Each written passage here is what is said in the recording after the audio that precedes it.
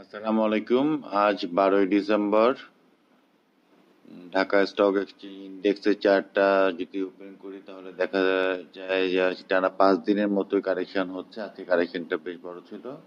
আমাদের একটা বক্স আঁকা ছিল 5,200 একটা সাপোর্টের জায়গা দেখিয়ে, ওই জায়গা থেকে আজকে একটা বাউন্স, আজকে ওই জায়গাটা পর্যন্ত চলে এসেছি। ওখান থেকে আমরা বাউন্স ব্যাক আশা করতে পারি আগামীকাল।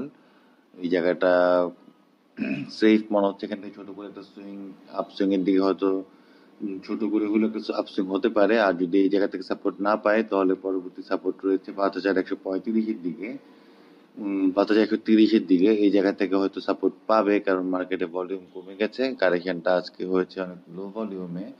এর আগে আমরা দেখেছি লো ভলিউম হয়ে গেলে কারেকশনটা সেখান থেকে একটু ছোট করে আপসুইং হয়। এখান থেকে হয়তো ছোট করে আপসুইং দেবো যদি ভলিউমটা গ্র্যাজুয়ালি বৃদ্ধি করতে পারে, অথবা এখান থেকে সাইড সুইং করবে। এখান থেকে খুব বেশি কারেকশন হবে বলে মনে হচ্ছে না। অধিকাংশ শেয়ারে আসলে কারেকশন প্রায় শেষ বা শেষের দিকে চলে এসছে।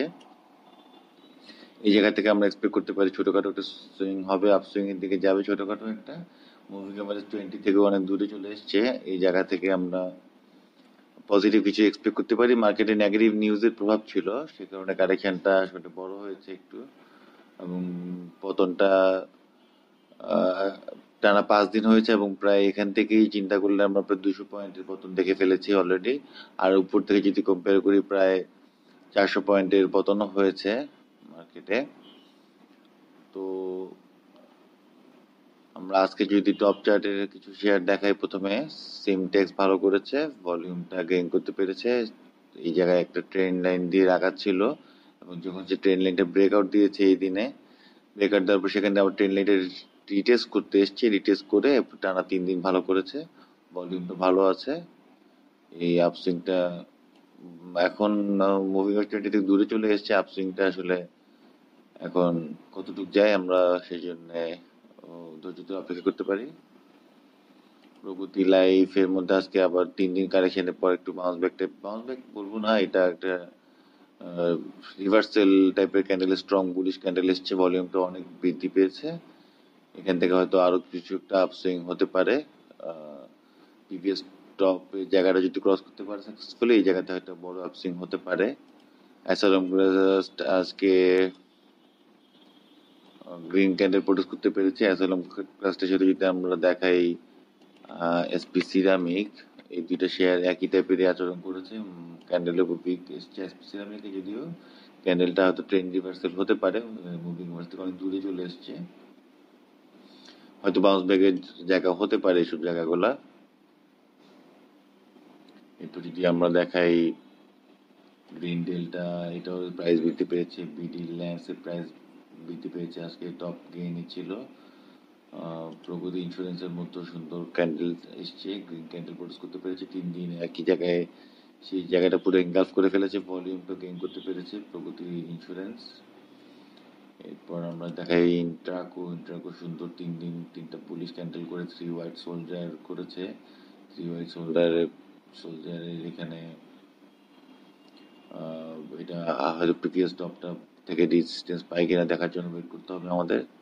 অ্যাসিপোর্টের মধ্যে বুলিশনেস রয়েছে মার্কেটটা, এটা হয়তো 46 পর্যন্ত যাওয়ার পর হয়তো কিছুদিন স্লো থাকতে পারে, কিন্তু এটা বুলিশনেস এখনো রয়েছে। 100% প্রাইস যদি হয়ে যায় এখান থেকে হয়তো 140 পর্যন্ত যেতে পারে। এরপর হয়তো কিছুদিন স্লো থাকতে পারে, মুভিং এভারেজ কাছাকাছি আসলে হয়তো এরপরে ডিসিশন নিতে পারবে। বাট ভলিউমটা আসলে কমে গেছে, আগের মতো ভলিউমটা নেই, পেজটা হয়তো কমে যাবে আস্তে আস্তে।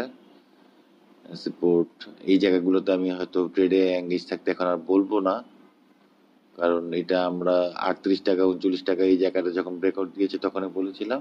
এখন হয়তো কিছুদিন স্লো থাকতে পারে, কারণ ভলিউমটা কমে এসছে, প্রাইসটা একটা ডাইভারজেন্স ক্রিয়েট করেছে এই জায়গাতে।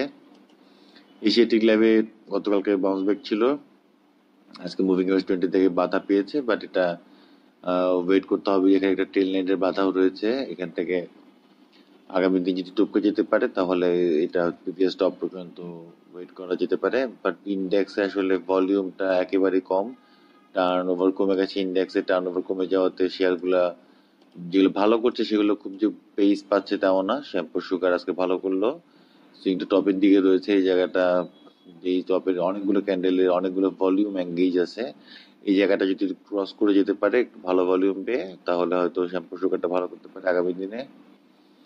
রহিমা ফুড আজকে একটা সেল সিনারিও টাইপের ক্যান্ডেল এসছে, ভলিউমটা যদি বৃদ্ধি পেয়েছে, একটা আপসুইং হয়েছে দুইটা ফেজে। এখানে প্রিভিয়াস টপের জায়গা থেকে রেজিস্ট্যান্স পেয়েছে বলে মনে হচ্ছে। এই জায়গা টপ ক্রস করতে পারলে এখানে হয়তো আরেকটা বুলিশনেস থাকবে। ওরিয়েন্ট রিফ্রেশের মধ্যে আজকে বাউন্স ব্যাক টাইপের ক্যান্ডেল এসছে। এই প্রিভিয়াস এর একটা 10 লেন্থে ব্রেকআউট ব্রেকডাউন দেওয়ার পরে ভলিউমটা পাচ্ছে, খারাপ না ভলিউমটা, কিন্তু এই জায়গা থেকে যে বুলিশনেস শুরু হয়ে যাবে তাও না, মুভিং অ্যাভারেজ 20 পর্যন্ত দেখা যেতে পারে। ম্যাক্সওয়েল স্প্রিং ক্যান্ডেল ছিল। আজকে যদি আমরা ট্রেন্ড রিভার্সাল যদি খুঁজতে চাই, তেমন কিছু পাবো না, কারণ আজকে বেশিরভাগ শেয়ারের মধ্যেই বিয়ারিশনেস ছিল, কারেকশন করেছে। আজকে আমরা ব্যাংক এশিয়ার মধ্যে একটা ট্রেন্ড রিভার্সাল দেখেছি, 5-6 দিন টানা কারেকশনের পরে একটা ডজি টাইপের ক্যান্ডেল এসছে। এই জায়গায় একটা গ্যাপ ছিল, ওই গ্যাপের জায়গাটা থেকে একটা ডজি টাইপের ক্যান্ডেল দিয়েছে।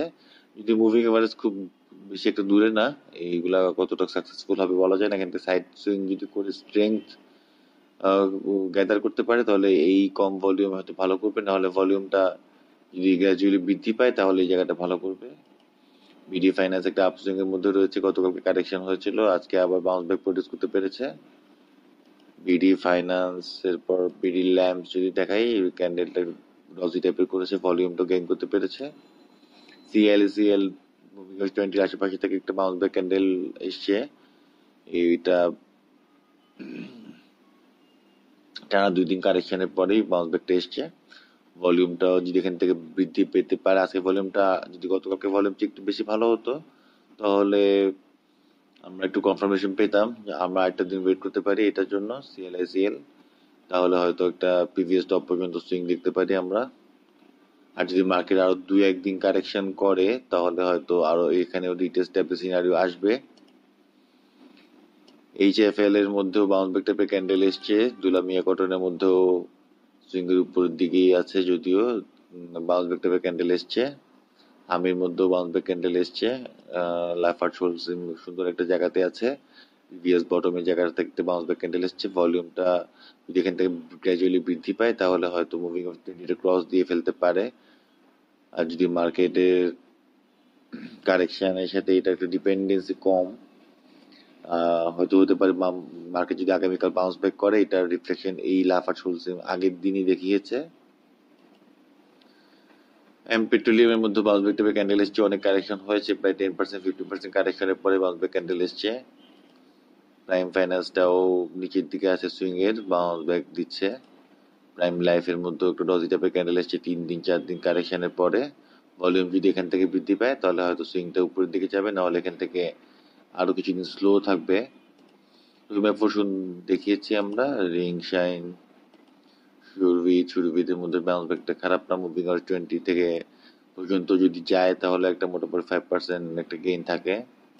এসআইপিএলসি 2 দিন কারেকশনের পর বাউন্স ব্যাক ক্যান্ডেল এসছে। টেকটোডাক অনেক কারেকশন, সব প্রায় 2 সপ্তাহের মতো কারেকশন হয়েছে, 10 দিন কারেকশনের পর একটা বাউন্স ব্যাক ক্যান্ডেল এসছে। যদি ওই জায়গাটা আমি একটু নিচের থেকে যদি প্রেফার করি, দেখা যাক বাউন্স ব্যাকটা রিটেস্ট করে কিনা। এই জায়গায় রিটেস্ট যদি করে, তাহলে হয়তো এটা এন্ট্রি নেওয়ার জায়গা হতে পারে। তো সিলভার মধ্যেও টানা 10 দিন পর ক্যান্ডেলে একটা গ্রিন ক্যান্ডেল পেয়েছি আমরা, যেটা যদিও স্ট্রং টাইপের না, টেইলটা উপরের দিকে যে বেশি এসছে, নিচের দিকে না। টেইলটা যদি নিচের দিকে বেশি আসতো, তাহলে আমরা এইটাকে ভালো বলতে পারতাম। যদিও সুইং এর নিচে আছে, কারেকশনটা হয়তো কমপ্লিট হয়ে গেছে, কিছুদিন এই জায়গাতে সাইড সুইং করতে পারার সম্ভাবনা আছে। ইউসিপির মধ্যে বাউন্স ব্যাক ক্যান্ডেল এসছে। আসলে মার্কেট ভালো না করলে বেশিরভাগ শেয়ারে বাউন্স ব্যাক গুলো আসলে ভালো করে না, 1-2 দিন করে সাস্টেইন করে না। বাটা শু অতটা বলার মতো কিছু নেই, ডিবিএইচ কারেকশন হচ্ছে, ফাইন ফুডও কারেকশন হচ্ছে। আজকে যদি আমরা টপ লুজারের মধ্যে দেখি, আমরা কারেকশন কোনোটা কি শেয়ার শেষ পর্যায়ে রয়েছে কিনা কারেকশনে, সেটা যদি আমরা দেখাই, বিআইএফসি টানা 5-6 দিন কারেকশন হয়েছে, অনেক নিচে চলে এসছে। এসআইবিএল 2 দিন কারেকশন হয়েছে, বড় পতন হয়েছে, ভলিউম একদম ড্রাই হয়ে গেছে। বড় উত্থানের পরে এখন কারেকশনেরই পালা। জিএসপি প্যানার, প্রাইম লিজিং, ফার্স্ট ব্যাংক, এগুলো সবগুলোর মধ্যে কারেকশন হচ্ছে এবং 5% নেগেটিভ করে হল্টেড হয়ে পড়ছে। আইএলএফএসএল এর মধ্যেও সেম, আইএসএন ভালো করার চেষ্টা করেছিল প্রথম দিকে, কিন্তু শেষ দিকে সাস্টেন করতে পারেনি। প্রাইস 90 কাছাকাছি চলে এসছে অলরেডি। এটা হয়তো 50% মতো কারেকশন হয়ে যাবে এই যাত্রায়। এমাডেল রয়েরও কারেকশন রয়েছে। আসলে আমরা মার্কেট ভালো করার প্রত্যাশায় রয়েছি। মার্কেট হয়তো আগামী 2-1 দিনের মধ্যে ছোট আপসুইং হতে পারে। আর ভলিউমটা যদি বৃদ্ধি পায় তাহলে হয়তো আমরা মুভিং এভারেজ 20 পর্যন্ত একটা ছোটখাটো আপসুইং দেখবো। আর ট্রেন লাইনটা পর্যন্ত হয়তো আসবে। আর 2-1 দিন কারেকশনের পরে এই জায়গাটা থেকে একটা বাউন্স ব্যাক আমরা আশা করি। এই প্রত্যাশায় রইলাম। আমার ভিডিওটি সবার ভালো লাগে থাকলে লাইক, কমেন্ট, শেয়ার করতে ভুলবেন না। আর কারো যদি কোনো স্ক্রিপ্টের ব্যাপারে জানতে চান, আপনারা কমেন্ট বক্সে কমেন্ট করে জানাবেন, আমরা জানানোর চেষ্টা করবো আপনাদেরকে। আজকে ভিডিওটা এখানে শেষ করছি। শরীরটা আসলে ভালো না। আহ, ভিডিওটা এখানে শেষ করছি। আগামী দিন দেখা হবে আবার। আল্লাহ হাফেজ। আসসালামু আলাইকুম।